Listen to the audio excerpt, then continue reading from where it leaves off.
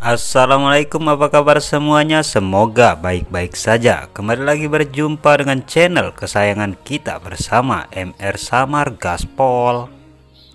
Bagi teman-teman yang baru bergabung di channel ini, tolong dibantu like, komen, dan subscribe agar Mimin lebih bersemangat untuk membuat konten-konten lainnya. Di sini Mimin akan kembali bercerita tentang film animasi Si Shinji season 4. Perlu diingat bahwa video ini berisi spoiler. Oleh karena itu bagi teman-teman yang tidak suka akan spoiler agar di skip aja, dan bagi yang suka gak ada salahnya cuy untuk membantu perkembangan channel Mimin ini. Oke, kita mulai saja ceritanya. Kakek tua, apa yang sebenarnya terjadi pada saat aku dikurung di dalam gunung 5 jari? Tanya Sun Wukong kepada Disitian.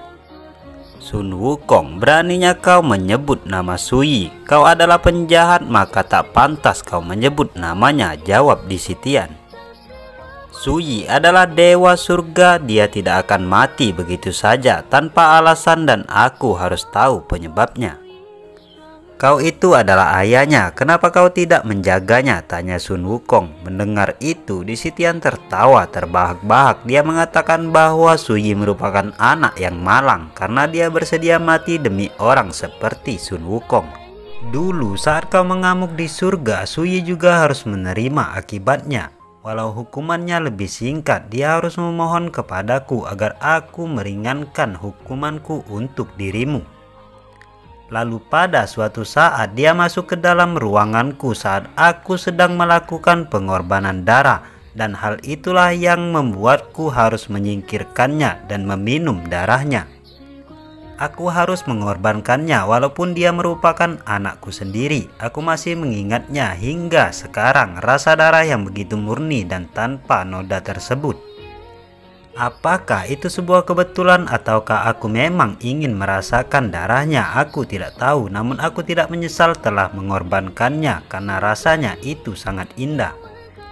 Memang benar apa yang kau katakan bahwa seorang ayah bertanggung jawab untuk merawat putrinya. Karena itulah sebagai seorang putri dia juga mempunyai tanggung jawab untuk membuat ayahnya bahagia. Mendengar perkataan itu seketika mental Sun Wukong seakan-akan runtuh. Dasar kau rubah tua, perkataanmu itu membuatku sangat marah, ujar Sun Wukong. Akan kuhabisi kau, teriak Sun Wukong sambil menyiapkan serangannya. Melihat Sun Wukong yang siap akan menyerangnya, Disitian pun berkata kepada Sun Wukong, ternyata kau terlihat tidak sabar untuk aku singkirkan. Ayo maju saja, serang aku dengan semua jurusmu. Namun belum sempat serangan Sun Wukong sampai kepada Disitian, tiba-tiba dia diserang oleh seseorang dari tempat lain yang menyebabkan Sun Wukong serta-merta mengurungkan niatnya untuk melancarkan serangan kepada Disitian. Ternyata dia adalah Raja Surga dari Utara. Ketika Raja Surga dari Utara sampai di hadapan Disitian, dia mengatakan bahwa dia yang akan melawan Sun Wukong. Apakah Disitian tidak keberatan dengan permintaannya tersebut?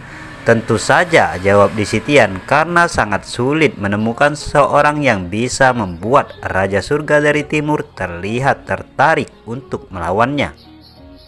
Lalu Raja Surga dari Utara mengatakan bahwa dia bukanlah abdi dari bayangan hitam, namun tujuannya yang sebenarnya adalah menemukan lawan yang dapat mengimbangi kekuatannya.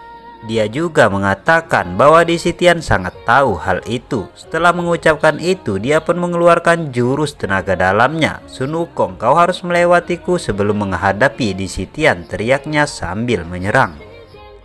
Sun Wukong pun menjawab tantangan itu dengan berkata kepada Raja Surga dari Utara, tolong tunjukkan padaku kekuatanmu yang sebenarnya, karena sekarang aku benar-benar dalam keadaan sangat marah. Kau telah menghalangi aku untuk menghajar kakek yang tak tahu diri itu.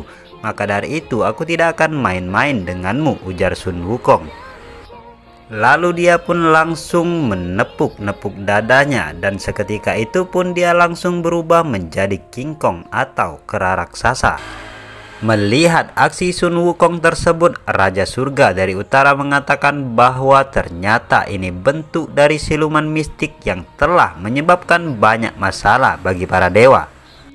Maka hari ini aku akan melumpuhkannya, ujarnya sambil melancarkan serangan. Majulah kalau berani. Di tempat lain di alam baka diperlihatkan Su Wuqing yang sedang bercakap-cakap dengan Raja Alam Baka. Hantu topeng merah, aku sangat merindukanmu. Makhluk yang hidup dan sudah mati tidak akan bisa bersama lagi. Setelah kau kesini, sekarang kau tidak akan bisa lagi pergi ke permukaan. Selama ini aku telah memperhatikan jalanmu. Sekarang kau sepertinya menjalani hidup yang lebih baik. Kau telah memiliki seorang guru baru dan melakukan hal yang akan dibanggakan oleh dunia. Tapi aku selalu tahu bahwa suatu hari nanti kita pasti akan bertemu lagi. Tidak ada yang namanya selamanya di dunia ini. Siapapun dan apapun pada nantinya selalu berakhir di sini. Bukankah begitu teman lamaku hantu topeng merah, ujar Raja Alam Baka disertai tawa yang terkekeh. Setelah melihat lebih dekat, ternyata kau belumlah mati. Kau pasti menggunakan sebuah mantra untuk datang ke sini. Hanya ada beberapa orang yang tahu mantra itu. Apa kau datang ke sini untuk mengenang masa lalu atau telah berubah pikiran dan memutuskan untuk kembali kepadaku, ujar Raja Alam Baka kembali. Aku bukan lagi hantu topeng merah yang kau kenal. Kita berdua sekarang menempuh jalan yang berbeda dan aku datang ke sini untuk meminta tolong kepadamu, jawab Su Wuqing. Apa yang kau maksud dengan jalan yang berbeda? Tanya Raja Alam Baka. Ternyata setelah kau menyelesaikan pelatihanmu untuk menjadi dewa, kau terlihat sangat sombong sekali sekarang. Apa kau lupa bahwa akulah satu-satunya yang tahu masa lalumu dan kemampuanmu yang dulu? Apa kau juga sudah lupa kalau dulu kau sangat setia kepadaku? Aku harus mengingatkanmu kembali bahwa kau adalah siluman yang paling ganas di wilayah Sungai Pasir Hisap. Kegelapan di dalam jiwamu tidak akan hilang dengan mudah. Sekarang pikirkan kembali nyawa yang tak terhitung jumlahnya yang telah hilang karena dirimu. Karena berkat dirimu, aku bisa memiliki banyak sekali koleksi jiwa manusia. Kau adalah perwakilanku di dunia manusia yang paling kompeten yang pernah kumiliki. Namun saat kau bertemu dengan Tang Sanza, kau telah mengkhianatiku dengan pergi tanpa mengatakan apapun. Mengetahui hal itu, aku merasa marah selama bertahun-tahun, ujar Raja Alam Baka. Raja Alam Baka, walaupun aku dulu melayanimu, tapi aku sudah bertobat sekarang. Aku telah meniti kehidupan sebagai biksu, maka sudah jelas sekali bahwa jalan yang kita ambil ini sangat jauh berbeda. Aku datang menemuimu hari ini karena aku berniat ingin meminjam kompas Alam Baka padamu, jawab Su Wuqing. Mendengar itu, Raja Alam Baka tertawa terbahak-bahak dengan mengatakan bahwa itu lucu sekali. Seorang pengkhianat berani meminta bantuan dari tuan yang telah dikhianatinya. Itu sangat konyol. Hantu topeng merah, sekarang kau telah menjadi terlalu naif. Tanpa melihat kompas itu pun kau mungkin tidak bisa mempertahankan nyawamu di dalam Alam Baka ini, ujar Raja Alam Baka kembali tertawa. Aku adalah penguasa Alam Baka dan ketahuilah bahwa aku tidak pernah melupakan apapun, bahkan sekecil apapun itu. Mau seberapa lama pun aku akan mendapatkan apa yang kuinginkan. Aku tidak akan pernah memaafkan seorang pengkhianat, ujar Raja Alam Baka dengan ekspresi merah. Raja Alam Baka, aku harap kau bisa memaafkanku sekali ini saja demi persahabatan kita di masa lalu. Selama kau mau minjamkan harta itu dan setelah guruku keluar dari tempat ini, aku akan melakukan apapun yang kau inginkan, jawab Su Wuqing. Mendengar itu, Raja Alam Baka menjawab dengan mengatakan bahwa apa yang akan kau lakukan kalau aku tidak mau memberikan kompas itu? Kalau memang begitu, maka maafkan ketidaksopananku. Aku akan mengambilnya dengan cara paksa, jawab Su Wuqing.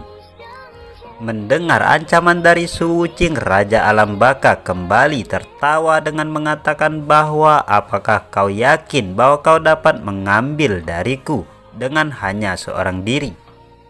Setelah mendengar jawaban dari Raja Alam Baka, Su Wuqing pun segera mengeluarkan jurusnya, dan ketika melihat aksi Su Wuqing dengan sigap, Raja Alam Baka segera meniup api suci yang berada di tubuh Su Wuqing.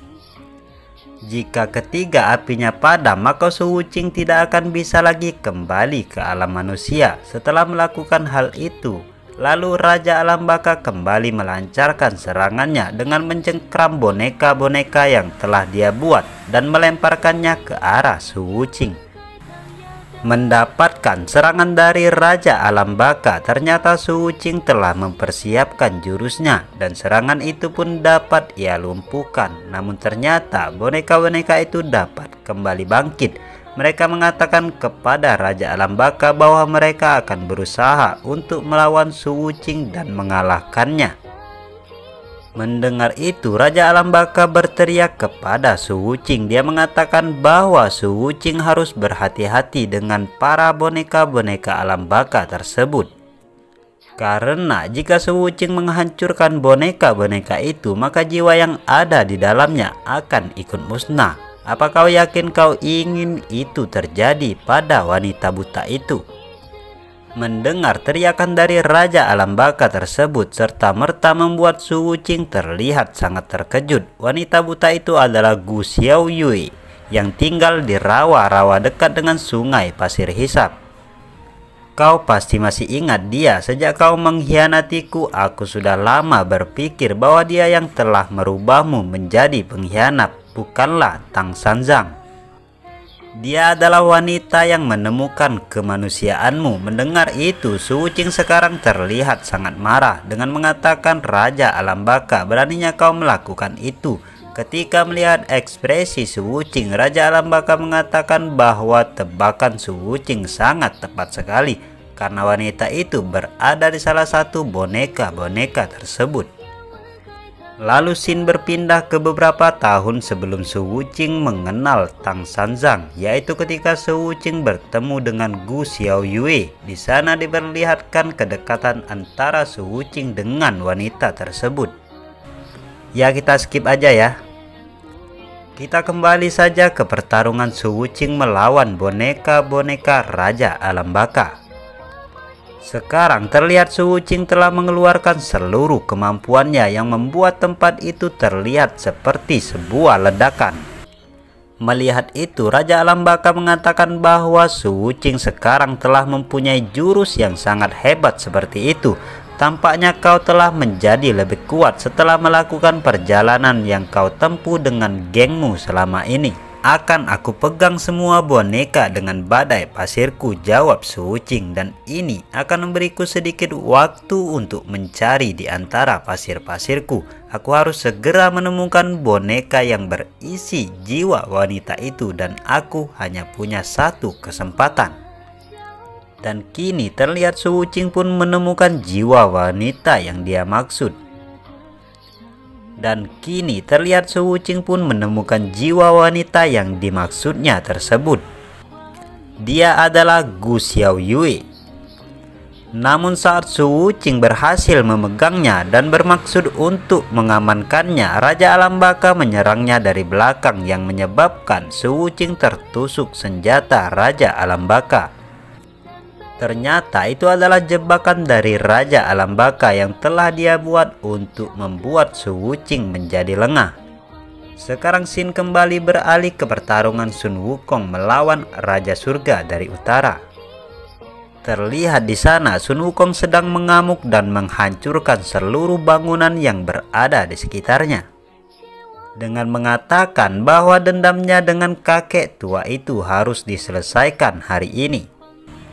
Dia pun menyuruh Raja Surga dari Utara untuk menyingkir dari hadapannya. Kalau dia terus menghalanginya, maka dia akan menghajarnya habis-habisan.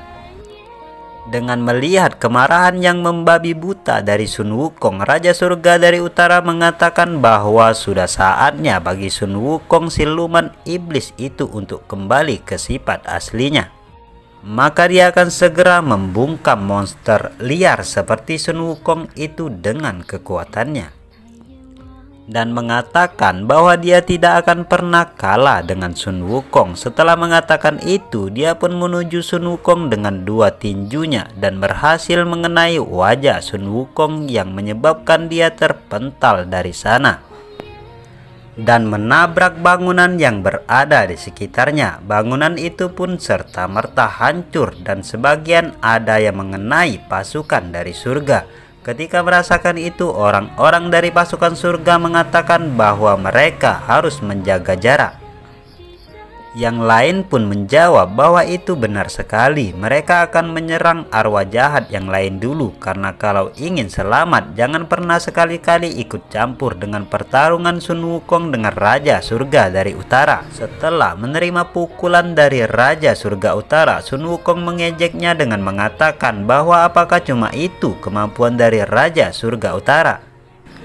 Sun Wukong juga mengatakan bahwa itu bahkan tidak menggoresnya sedikit pun. Mendengar ejekan dari Sun Wukong, Raja Surga dari Utara mengatakan bahwa Sun Wukong ternyata cukup hebat. Namun untuk mengalahkannya, Sun Wukong harus mengeluarkan seluruh kemampuannya. Itu pun belum tentu dapat memenangkan pertarungan ini dengannya. Maka Raja Surga dari Utara pun kembali mengeluarkan jurus telapak tangannya yang diselimuti oleh api ungu. Ketika jurusnya dikeluarkan, seluruh bangunan yang ada di dekatnya terbang dengan seketika dan berhenti dalam kehampaan. Melihat kejadian saat ini, Sun Wukong terlihat sangat heran sekali. Dia mengatakan bahwa apakah Raja Surga dari Utara baru saja menghentikan waktu, karena yang dia rasakan saat ini semuanya telah berhenti. Sun Wukong tidak bisa mendengar apapun di dalam pertempuran. Tekanan mendesak yang dia rasakan membuatnya tidak bisa bergerak. Ternyata Raja Surga dari Utara telah serius, gumam Sun Wukong. Melihat ekspresi Sun Wukong yang sedang dalam keadaan bingung, Raja Surga dari Utara mengatakan bahwa ketika seorang terjebak dalam penjara ruang waktunya, semua amukan akan jadi tenang dan orang yang terjebak di dalamnya tidak akan bisa kabur. Meski sekuat apapun orang itu, bahkan makhluk paling buas pun tidak akan bisa menahan serangan ribuan guntur darinya. Maka hancurlah kau Sun Wukong, teriak Raja Surga dari Utara sambil melancarkan kedua tinjunya bersambung.